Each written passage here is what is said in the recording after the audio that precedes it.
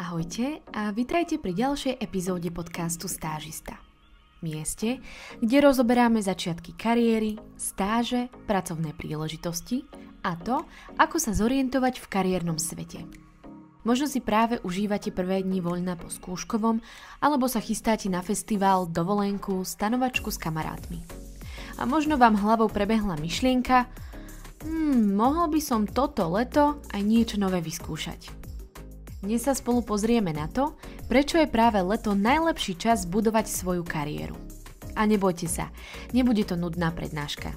Skôr taký malý návod, ako využiť letné mesiace naplno, bez stresu a s rozumom.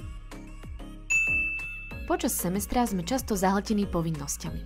Prednášky, semináre, zadania, skúšky.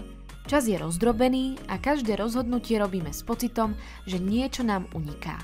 Ale Leto je iné. Ráno nemusíš vstávať na prednášku, nemáš skúšky a vieš si lepšie zmanéžovať čas. No a to ti otvára nové možnosti. Po prvých dňoch oddychu si možno uvedomíš, že máš kapacitu rozmýšľať nad tým, čo by som chcel vlastne robiť, ako sa k tomu môžem priblížiť. A práve tu začína tá správna chvíľa na hľadanie stáže, brigády alebo projektu, ktorý ťa niekam posunie. Nie je dôležité vedieť, čo chceš robiť, dôležité je skúšať. Častý mýtus, ktorý počúvame od študentov je najprv musím vedieť, čo chcem robiť a až potom si hľadať stáž. Ale pravda je úplne opačná. Stáž je práve nástroj na to, aby si to zistil. Aj krátka skúsenosť ťa môže posunúť dopredu. Pracuješ 2 mesiace v agentúre a zistíš, že ti nesedí tímový štýl. To je výborná lekcia. Alebo zistíš, že ťa baví vizuálna tvorba a nie strategické plánovanie. Výborne, máš prvú odpoveď. Alebo objavíš, že ti vyhovuje flexibilita. No a to ovplyvní, ako budeš hľadať zamestnanie po škole. Zisťovanie nie je strata času. Je to najlepší spôsob, ako sa rozhodovať lepšie. Leto je sezóna otvorených dverí vo firmách. Menej sa o tom hovorí, ale realita je takáto. Firmy cez leto hľadajú ľudí. A tu je hneď niekoľko dôvodov. Je dovolenkové obdobie a firmy potrebujú výpomoc. Mnohé HR oddelenia testujú nových kandidátov práve cez stáže. Menší pracovný tlak umožňuje vedúcim zamestnancom viac sa venovať novým ľuďom. No a výsledok?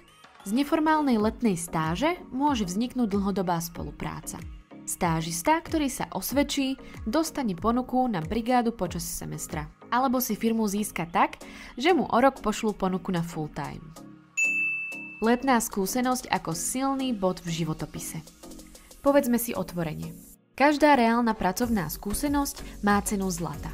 Keď si na jeseň alebo v ďalšom roku budeš hľadať novú stáž alebo prácu a v životopise budeš mať letná stáž v marketingovej agentúre XYZ, okamžite ukazuješ, že si aktívny, že vieš pracovať, že ťa zaujíma daný odbor a že si ochotný investovať čas do svojho rastu.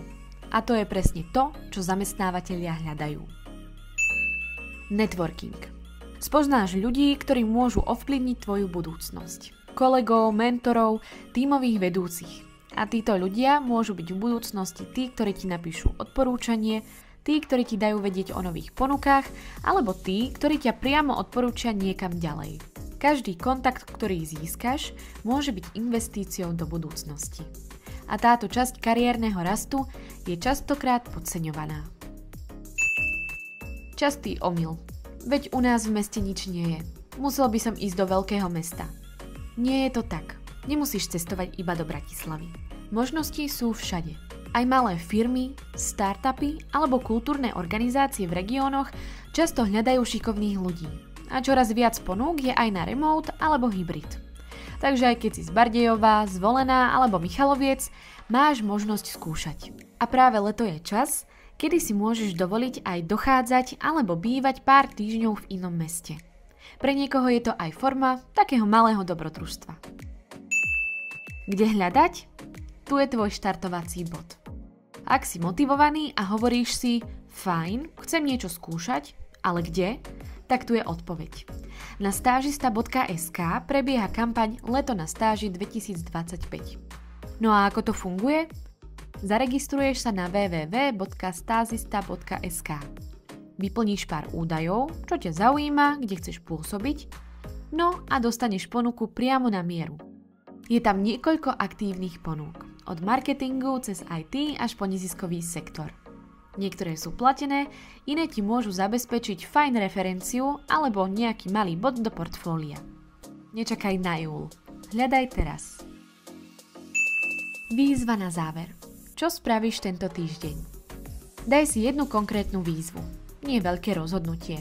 Stačí len jeden krok. Napíš si životopis, pozri si 3 ponuky, napíš e-mail nejakej firme. Zavolaj kamarátovi, ktorý už na stáži bol, alebo sa len zaregistruj na stážista.sk. Leto ti dá priestor a ty sa rozhoduješ, čo s ním spravíš. Letné mesiace sú ako čistý papier. Môžeš oddychovať, aj to je fajn. Ale ak do toho pridáš ešte niečo zmysluplné, môže sa z toho stať najlepšia investícia do tvojej budúcnosti. Ak ťa láka niečo nové, neváhaj. Klikni na stážista.sk. Pozri si ponuky a daj svojmu letu príbeh, ktorý budeš chcieť o pár rokov rozprávať. Toto bol podcast Stážista.